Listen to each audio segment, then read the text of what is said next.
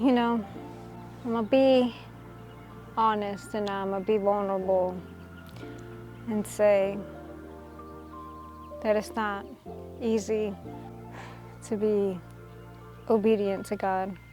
It could be hard at times, especially when we have desires of our own, that we may have our own plans for our lives.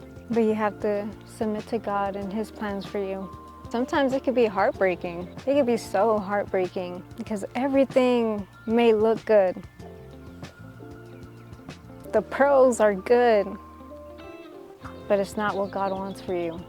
Man, it could hurt and it could be really hard.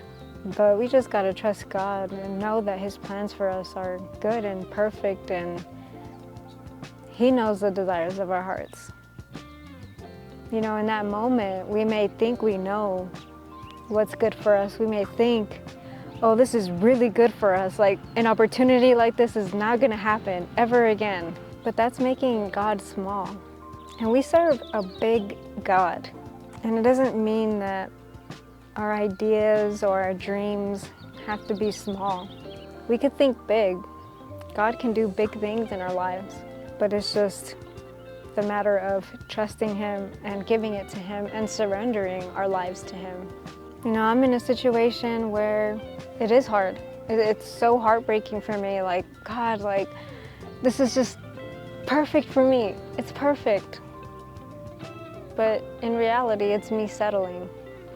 And I know that God doesn't want this for me. He wants something better for me. And my mind, it thinks so small, and God's mind is big, you know?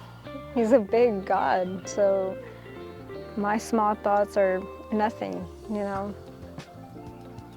And He already knows my story. He already knows from the beginning to the end. He already knows the decisions I'm going to make or what's going to happen in my life because He decided that for me.